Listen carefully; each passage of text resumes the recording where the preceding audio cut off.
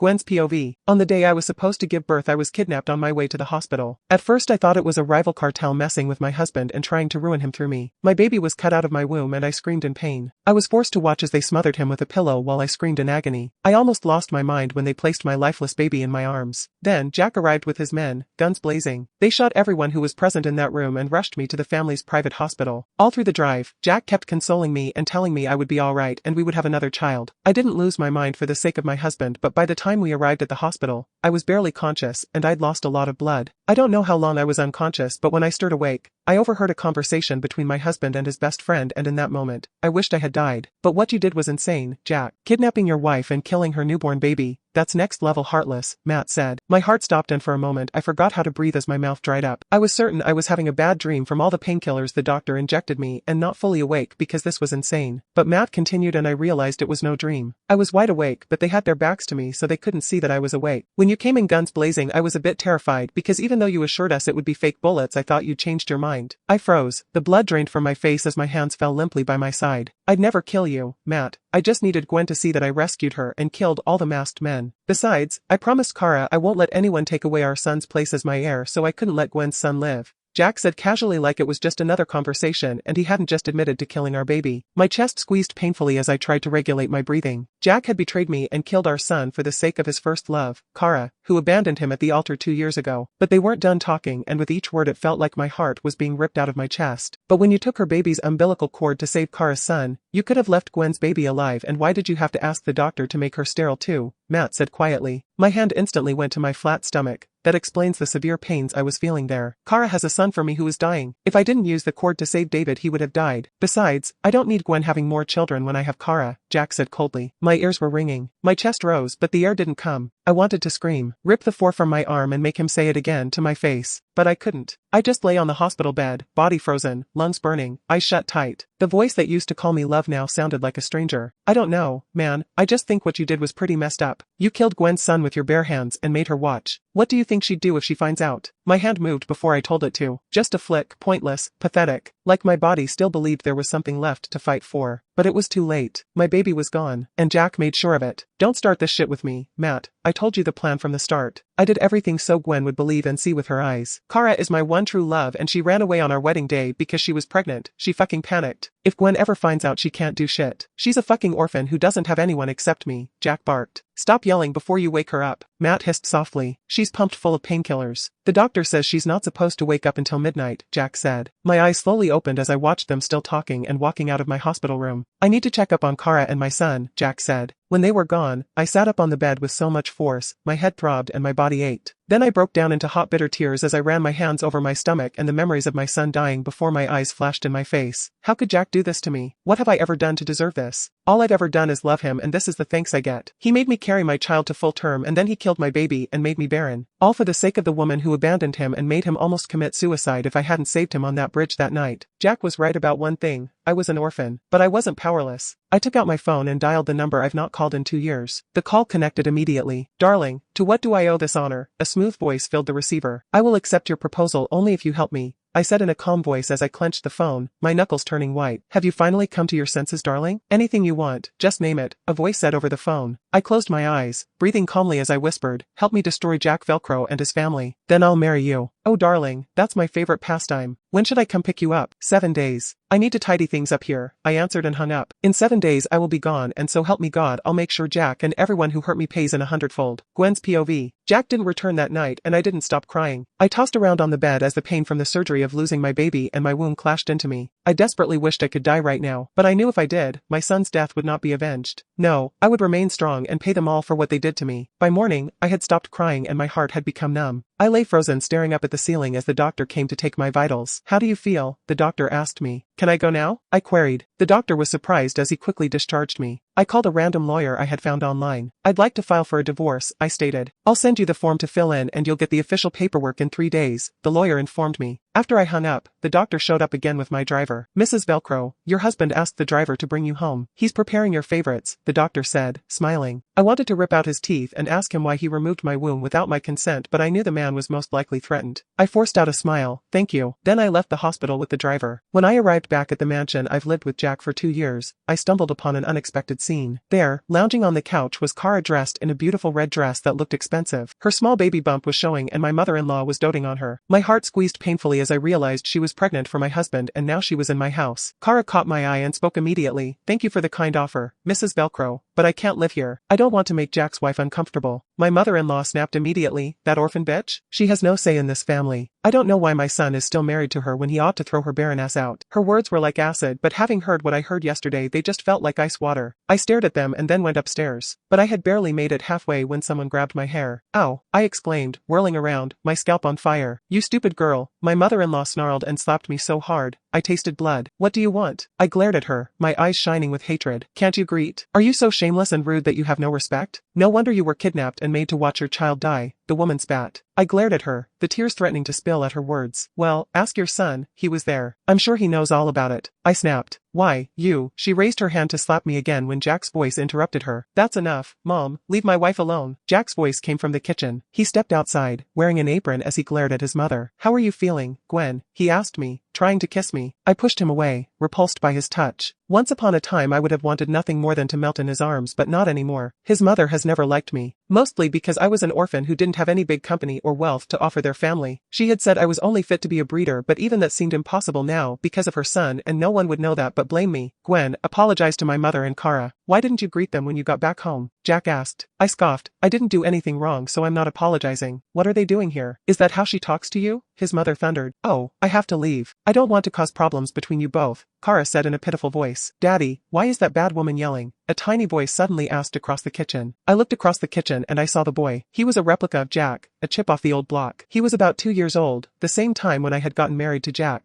What is going on here, Jack? I asked him, and he looked me dead in the eyes and lied without a second thought. My brother is dead, Kara is his widow and David is his child. They have to move in with us because Kara is pregnant and can't stay alone, Jack answered. I stared at him. He was very creative with his lies. Why is he calling you daddy? I queried. Jack shrugged. He likes it. I'm not going to tell him to stop because it will make him unhappy. I nodded just as he presented a steaming bowl of hot seafood. I made you your favorite, he smiled. I smiled bitterly. 2 years with him and he didn't know I was allergic to seafood. As the steam wafted through my nose, my stomach rumbled and I heaved, throwing up on the floor. Oh my gosh, Gwen, you should have just asked me to leave. Why are you throwing up over me and my son? Kara said, sobbing. I wiped my mouth and glared at her. You're far from me. How did it touch you? But Jack suddenly grabbed my arm roughly as he forced me to my knees. Apologize to them this instant or I'll make you eat your vomit, he threatened.